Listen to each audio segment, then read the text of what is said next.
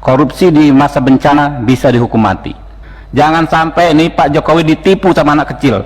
Proses pengadaan jasa pelatihan, saya orang Palembang Pak, saya bingung, ada pelatihan bikin pempek Pak, 600.000 rupiah. 600.000, belajar aja sama istri saya di rumah, gratis gitu loh. Nah iya, di YouTube gratis gitu loh. Pak Firly juga bisa buat itu pempek itu kan. Yang dilakukan oleh ring satu istana ini dalam konteks staf khusus presiden. Saya kasih contoh, ada anak muda ngirim surat ke camat-camat atas nama COVID. Ya nggak, bubarin aja staf khusus. Anak muda, saya muda Pak, nggak pernah rampok uang rakyat. Ini anak baru umur 20-an tahun ngerampok uang rakyat triliunan. Malu kita jadi anak muda. Kita minta tolong ketua mainkan ini untuk proyek kartu prakerja senilai 5,6 triliun. Cukup dengan mundur Pak, ini korupsi. Salah satu vendor ruang guru itu staf khusus presiden. Alamat pemilik sahamnya, beneficial ownernya ada di Singapura, ada di Amerika. Mau begini konyolnya kita. Siapa yang terlibat diusut. Korupsi di masa bencana bisa dihukum mati.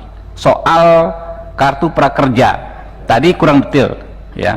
Sebenarnya ide Pak Jokowi sangat baik, dan saya tahu itu kalau dilaksanakan dengan baik akan sangat bagus, tapi pelaksanaannya sangat mengkhawatirkan.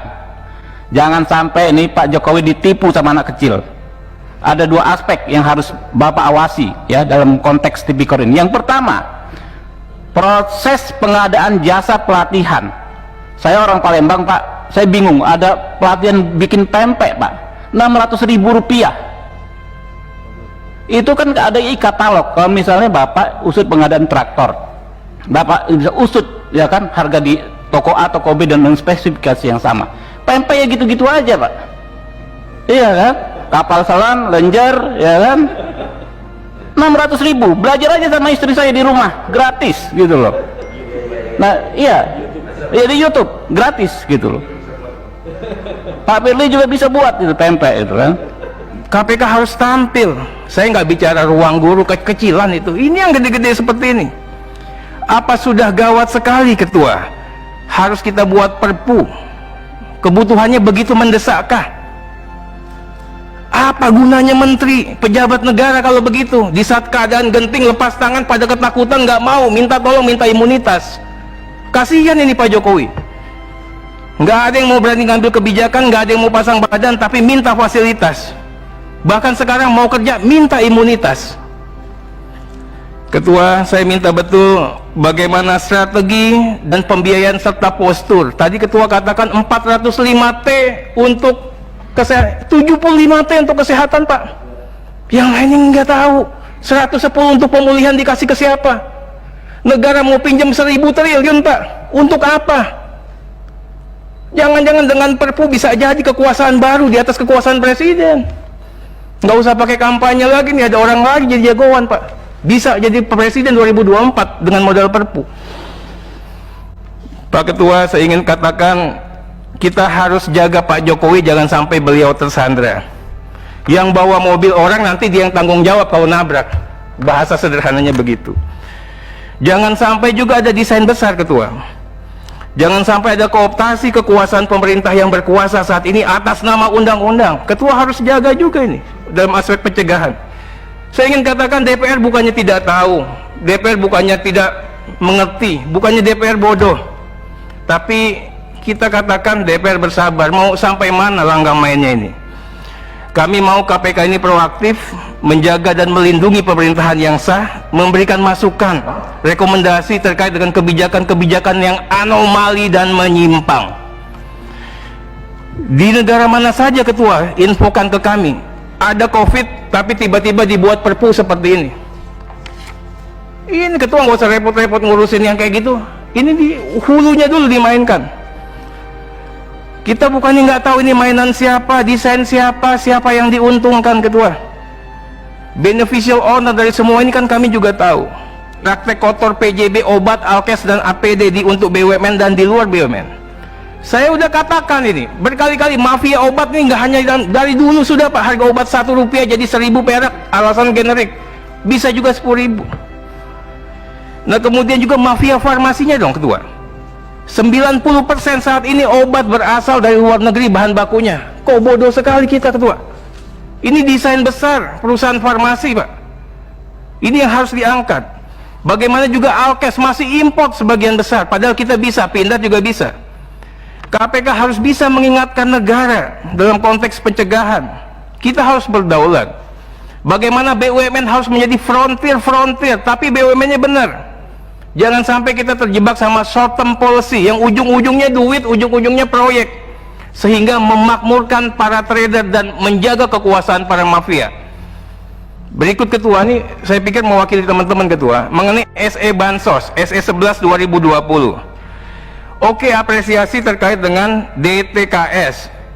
Fair value-nya dilakukan Kemensos basis data Dukcapil. Tapi, Ketua, yang ingin disampaikan, saat ini kayak di Jakarta, itu kalau basisnya Dukcapil, itu hanya warga Jakarta. Orang Jakarta ini 70% orang luar yang tidak ber-KTP, dan sekarang potensi rentan miskin. Kita mau bagi, gimana bawa baginya? Jumlahnya berapa? Ini yang saya katakan, dan berkali-kali polisi sudah melakukan upaya kemarin menyisir, itu lebih bagus. Nah, saya minta KPK juga melakukan kerja-kerja yang seperti itu. Bantuan DTKS harus mengena dan tepat sasaran, Ketua. Ini ladang uang baru, Ketua. Berikut, Ketua, ini hanya sebagai ria kecil. Penunjukan platform digital tanpa tender untuk proyek kartu prakerja senilai 5,6 triliun. Gagasan Pak Jokowi ini bagus, Omnibus Law, semuanya bagus. Tapi diimplementasikannya dipangkas sama orang-orang yang nggak benar. Implementasinya dipenggal. Bagaimana 8 vendor digital tanpa tender yang diberikan kuota raksasa, Ketua, permen raksasa oleh pemerintah? Bagaimana bisa terjadi? Bagaimana strategi pengawasannya? Dan tidak cukup dengan mundur, Pak. Ini korupsi. Salah satu vendor ruang guru itu staf khusus presiden. Alamat pemilik sahamnya, beneficial ownernya ada di Singapura, ada di Amerika. Mau begini konyolnya kita. Siapa yang terlibat diusut. Berikutnya juga mengenai masalah praktek-praktek menghisap yang dilakukan oleh ring 1 istana ini dalam konteks staf khusus presiden. Saya kasih contoh, ada anak muda ngirim surat ke camat-camat atas nama COVID. Ya nggak, bubarin aja staf khusus. Anak muda, saya muda, Pak, nggak pernah rampok uang rakyat. Ini anak baru umur 20-an tahun ngerampok uang rakyat triliunan. Malu kita jadi anak muda. Kita minta tolong, Ketua, mainkan ini. Kemudian penerbitan surat B1939 sumbangan bencana. Ini prinsipnya good governance, terbuka dan transparan, tapi harus diadministrasikan dengan baik. Saya ingin katakan bagaimana, Ketua sudah mengatakan harus diumumkan pakai website resmi, keluar masuk per hari diumumkan. Tapi yang jalan berapa, Ketua? Tindak tegas, kalau dia ngelanggar nggak boleh terima donasi lagi. Ini kan gratifikasi, Pak. Cukup. Terakhir, Ketua, mengenai Pak Novel, kita pikir mudah-mudahan tetap diperhatikan Pak Novel Baswedan, bagaimana kesehatannya beliau. Walau bagaimanapun beliau adalah patriot penegakan hukum tindak pidana korupsi. Mungkin itu saja, masih banyak tapi cukupkan, Ketua. Terima kasih, Ketua. Jadi itu gimana menentukan harganya? Itu ada bikin kopi kalau nggak salah berapa pelatihan sekian ratus rupiah, itu dikejar, Pak. Gitu. Ini kita gregetan, Pak. Kita pengen Pak Jokowi sukses, berhasil dengan program kartu prakerja. Jangan ada yang berani-berani mengambil kesempatan. Yang kedua, soal penunjukan mitra tadi sudah diborong oleh Pak Terry. Nah, berikutnya Pak Firly dan kawan-kawan, saya juga mempersoalkan daerah-daerah yang ingin melaksanakan pilkada. Tadi Bapak udah sebut kayak Jember itu tertinggi, padahal Surabaya saja yang ibu kota provinsinya dan mungkin lebih merah zonanya hanya puluhan. Kejar, Pak, cari, Pak. Itu orang nyemprot-nyemprot di jalan, Pak Firly. Saya juga bingung, jangan-jangan itu cuma karbol satu botol, isinya lainnya air semua, disemprot gitu kan. Kejar, Pak. Ya. Lalu, Pak, ini saya sedikit cerita.